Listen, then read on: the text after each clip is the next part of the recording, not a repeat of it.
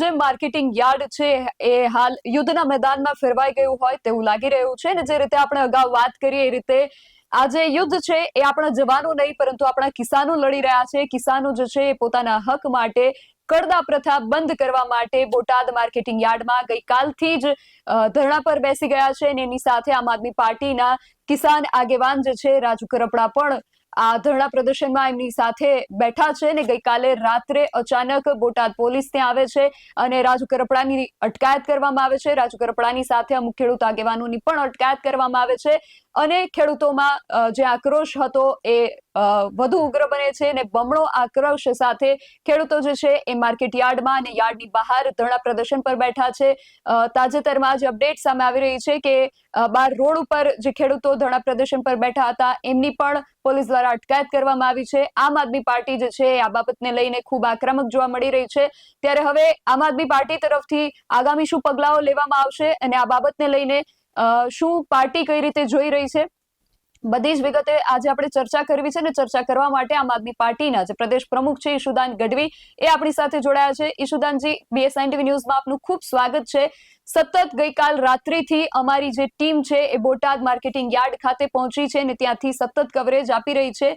રાત્રિના સમયે જ્યારે રાજુ કરપડાની ધરપકડ કરવામાં આવી અને ત્યારબાદ ખેડૂતોનો જે આક્રોશ છે એ બમણો થઈ ગયો છે અને સૌથી પહેલા તો આપની સૌથી પહેલી પ્રતિક્રિયા શું છે આખા વિષયને લઈને?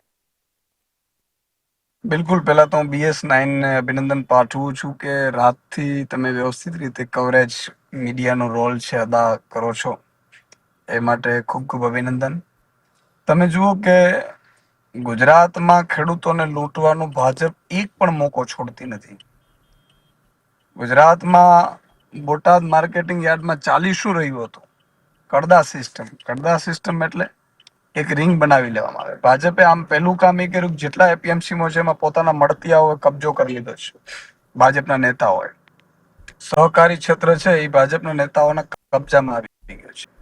અને આ લોકો, માન લો કે તમારો 300 મણ કપાસ હોય, 1400 માં નક્કી થયું, પછી 100 મણ ખરીદીને પછી એમ કે બીજા 200 મણ છે ને એમાં પાણી છે, ભેજ છે, નબળો કપાસ, એમ કરીને 200 રૂપિયા 100 રૂપિયા ઘટાડી દે. પાછો ખેડૂત ક્યાં જવાનો?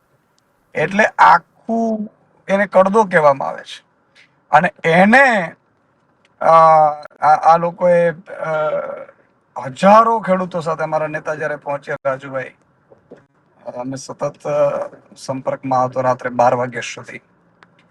તો રાત્રે 3 વાગે આતંકવાદી જેમ પોલીસ આવે છે. પહેલા તો મૌખિક કહ્યું કે ભાઈ મૌખિક તમને મંજૂરી મળે, અમે આવું નહીં કરીએ.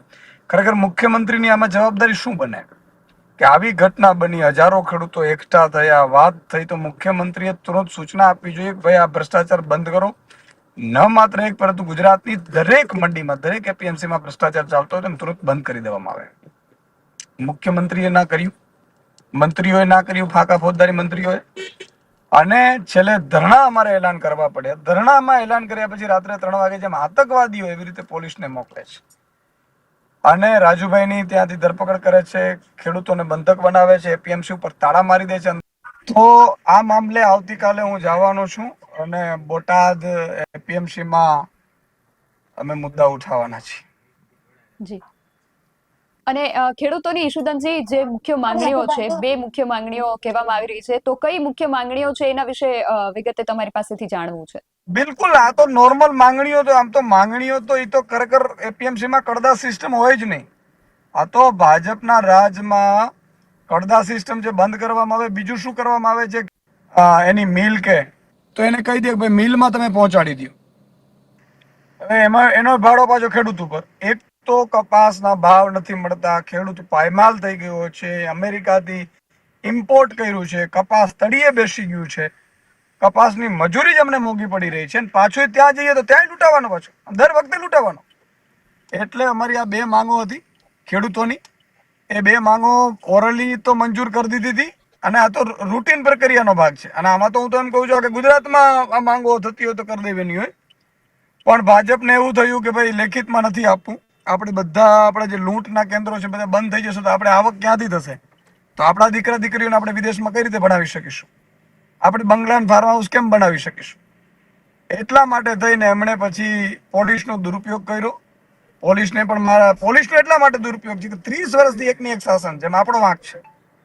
કોઈ પણ સરકાર 30 વર્ષ રહી એટલે સ્વાભાવિક છે કે એને અહંકાર આવી જાય, એ અત્યાચાર કરે, એ બળાત્કાર કરે, છે લુકાગીરી કરે, ગુંડાગીરી કરે, અને એવી ભરતી થતી હોય પાછા પોલીસ લાગવગથી, એટલે એ ચમચા જ ભરતા થતા હોય, અને ચમચાઓને જ એ લોકો આગળ કરે. સારા વ્યક્તિઓ, ઈમાનદારો, એ તો બધા બિચારા બેઠા હોય.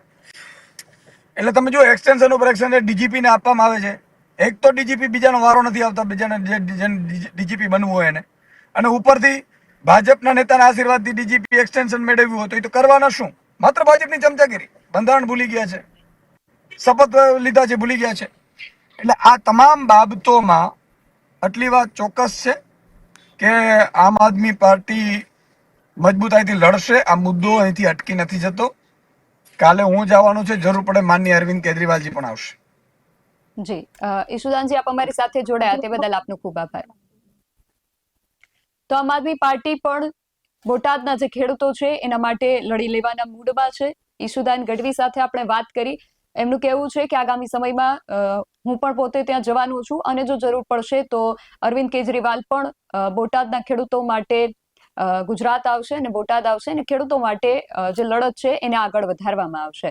હવે આ બોટાદ માર્કેટિંગ યાર્ડમાં જે કડદા પ્રથાને લઈને વિરોધ ચાલી રહ્યો છે તેમાં આગળ શું થાય છે એ જોવું રહ્યું. રાજુ કરપડાની અને અન્ય ખેડૂતોની જે અટકાયત કરવામાં આવી છે, તો પોલીસ આગળ શું પગલાં ભરે છે, જે માર્કેટિંગ યાર્ડ છે એના સત્તાધીશો, એનું પ્રશાસન આગળ શું પગલાઓ ભરે છે તે જોવું રહ્યું. આ વિષયને લઈને જે પણ સતત નાનામાં નાની માહિતી છે અમે સતત તમારા સુધી પહોંચાડતા રહીશું. આવી જ વધુ ચર્ચાઓ અને આવા જ વધુ અહેવાલો સાથે મળતા રહીશું. ત્યાં સુધી તમે જોતા રહો BSI ટીવી ન્યૂઝ. નમસ્કાર.